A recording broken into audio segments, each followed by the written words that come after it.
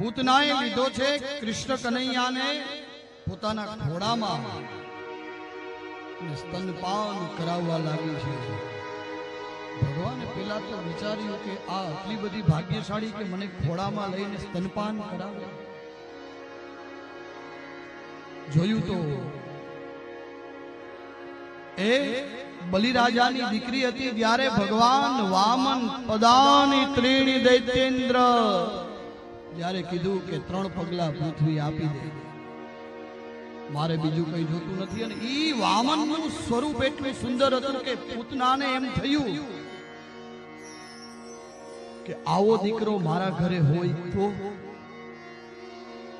આવો દીકરો મારા ઘરે હોય તો. એટલે ભગવાને ઈ પેલા ઈચ્છા પૂરી કરી કે હાલ હું તારો દીકરો.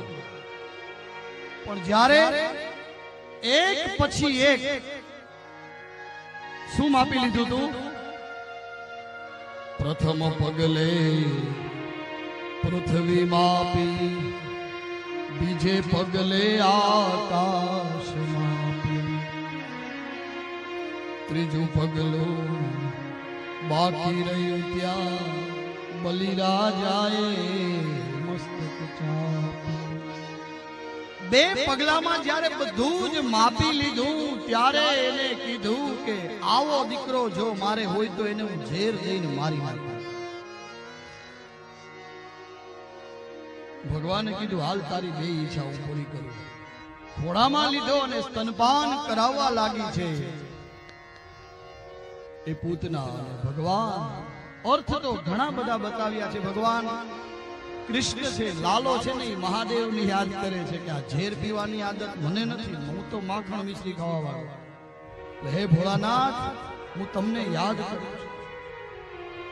કાલે જ કીધું તું ને, ઝેર નીકળ્યું એટલે પેલા ઈ કોણ પીવા તૈયાર થાય?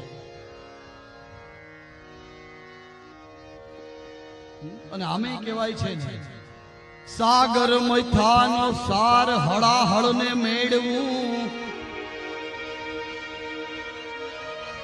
સાગર એ મથાનો સાર હળાહળ ને મેળવું.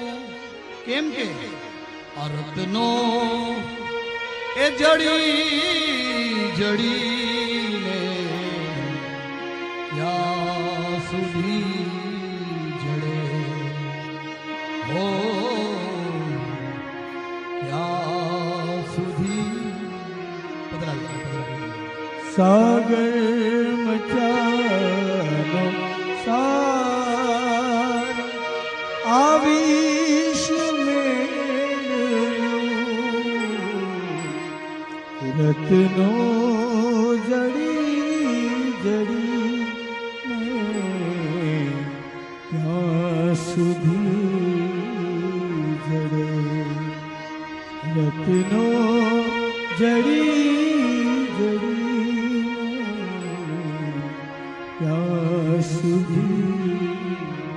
અને ઈ પણ ક્યારેક તો થાકી જાય ને, પછી રતન જડી જડી ક્યારેક તો ઈ થાકે એટલે પછી સાગર મથાનો સાર હળાહળ ને મેળવે. અને પૂતના આવી છે, ભગવાને 2 ઈચ્છા પૂરી કરી છે એ પૂતના. અને ભગવાનને સ્તનપાન કરાવવા લાગી છે. ભગવાન એના પ્રાણ સૂચવા લાગ્યા. અને પૂતનાને ભગવાન આકાશ માર્ગે લઈ ગયા છે.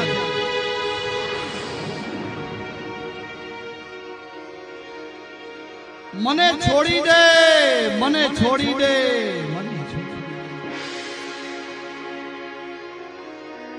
મને છોડી દે. હવે આપ એકવાર આ પકડી લે કાળિયો ઠાકર, પછી કોઈને છોડતો જ નથી.